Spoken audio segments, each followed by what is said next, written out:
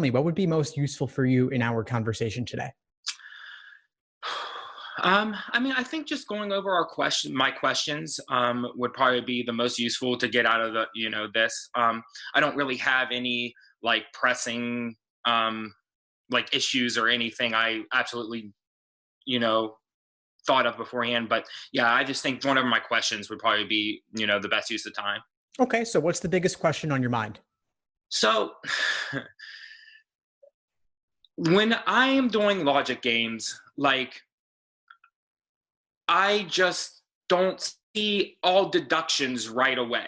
Like I was doing one last night. I think it was logic game, maybe 69. I can't remember, but I'll maybe look it up. But like, I was like marking them off. Like I had deductions, but then I go and watch yours and you had like four more deductions than I have. And I'm like, that is so obvious. Like, why didn't I see that?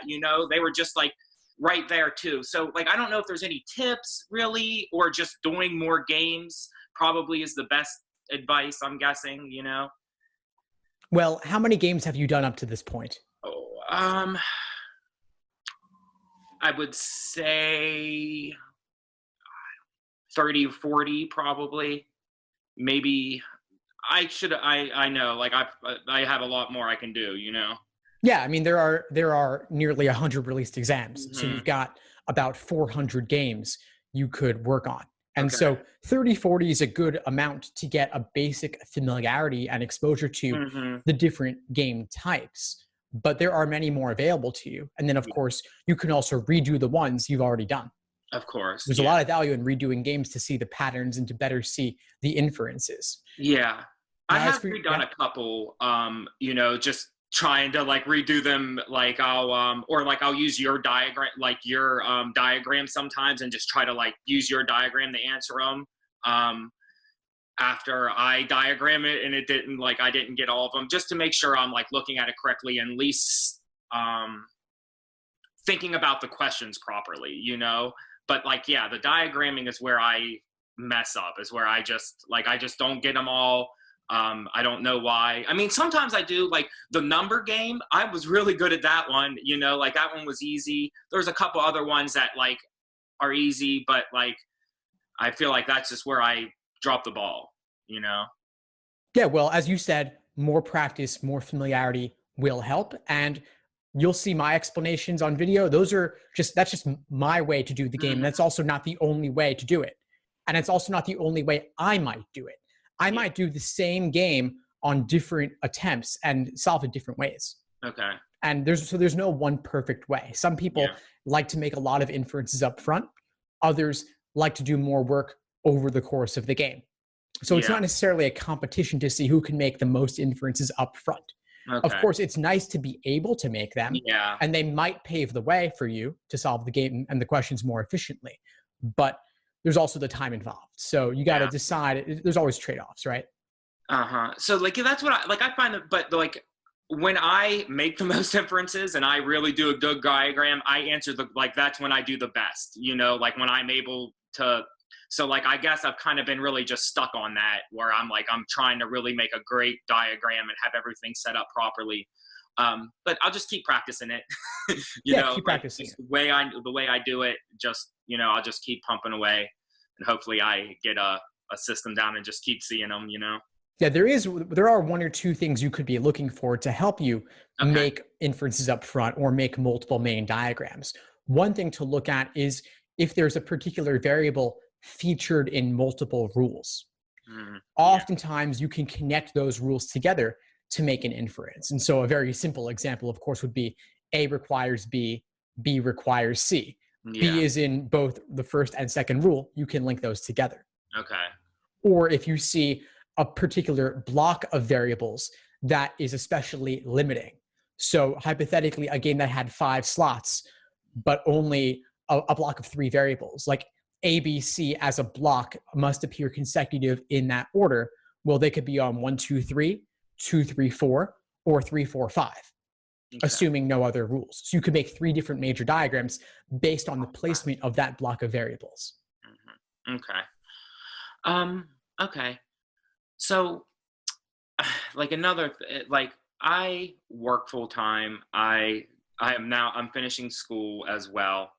I'm just like, and I just feel like my LSAT is like always the thing that ends up getting pushed back, and now I'm coming down. I've already taken it once, like I'm taking it again. I have to do good. Like I'm just having trouble setting aside enough time. Like I've been better about it. I've been getting to at least some type of studying almost every day. On weekends I can do more, and if I'm off work, of course I'll do more. But it's tough, man, setting aside like at the end of the night. Is it like, if I don't get to it to, let's say, like 10 or 11 at night, is that still worth it? Like, do you think it's still worth it for me to go and try to answer a few questions or watch a few videos or something at night? Well, how tired are you at that point? Some nights I'm tired.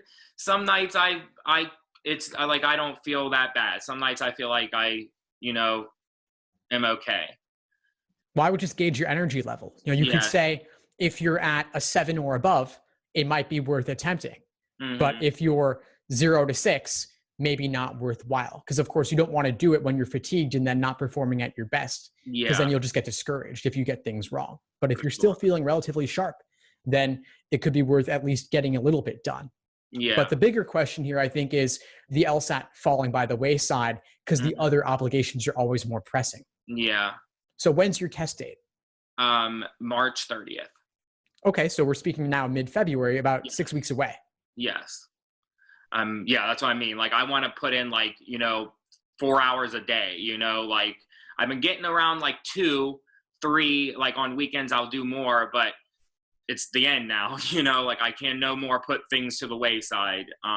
I've been trying to do my schoolwork. I've been trying to make it just for certain days, where I'll do it all on one day, to try to make sure I can do LSATs every other day, because I've been making Sunday my school work day, where I really don't get any LSAT studying on Sunday. But I've been trying to make a better schedule of it. Do you use a calendar of some kind? I got a big a whiteboard, up, but I should use my Google or my phone calendar. I use it for some events, but I don't use it. I don't block off my LSAT studying, which I definitely should. Well, there's the problem. I mean, it won't be a priority if you don't make it one.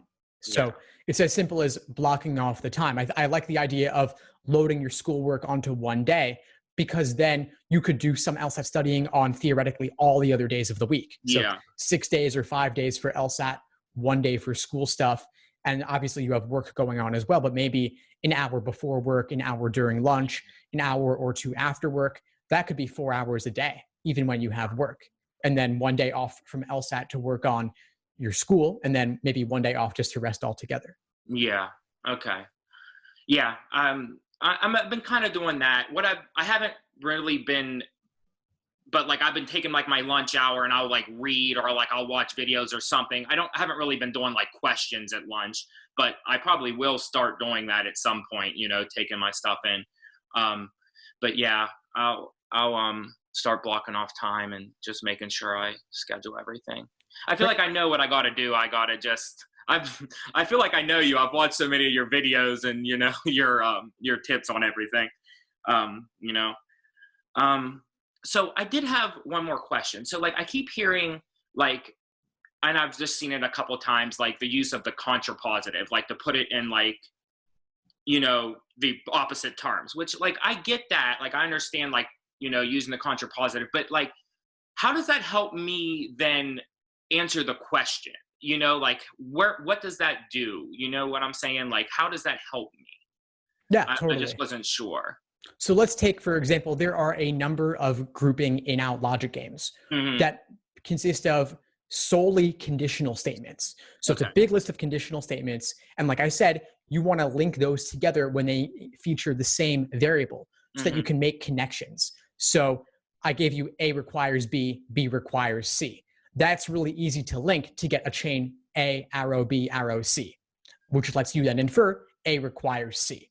That's fairly obvious. But what if they instead gave you A requires B as one rule, and then not C requires not B as another rule?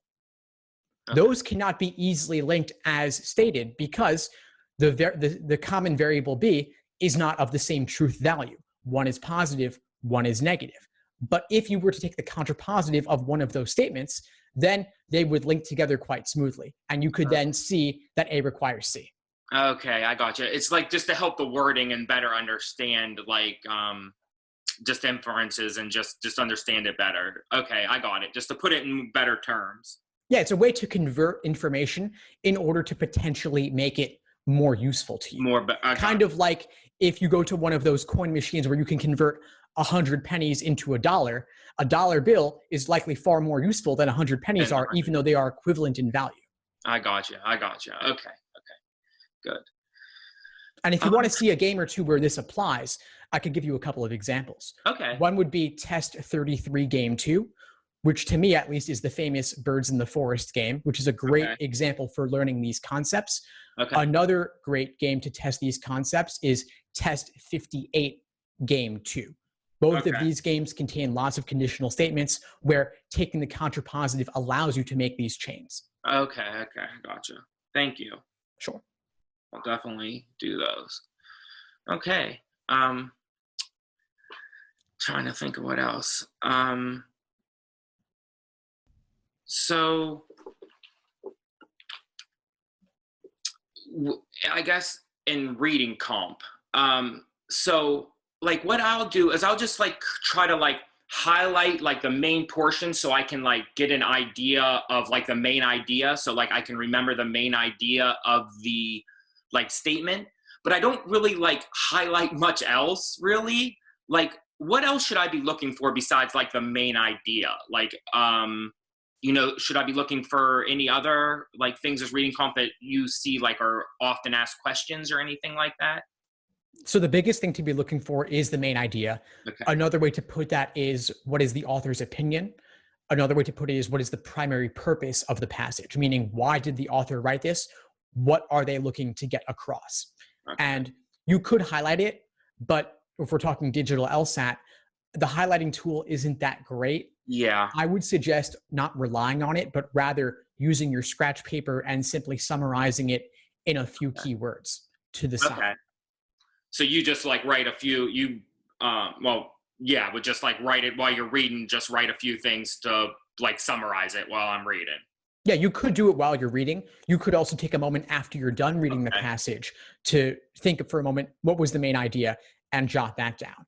But I find the students who do best on reading comp mark very little or not at all. And that includes use of the annotation tools, which I really would say just don't use them because they're not that responsive. You don't want to waste time fiddling with that. Yeah, hitting the wrong word and stuff like that because it is kind of.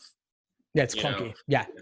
The other thing, you asked about other things to look for, but I think you're on the right track with the viewpoint. And yes, there's the author's viewpoint, but any other viewpoints expressed, you want to make a note of them as well. There sometimes is only one, but there might be two or three, and you want to think about how they relate.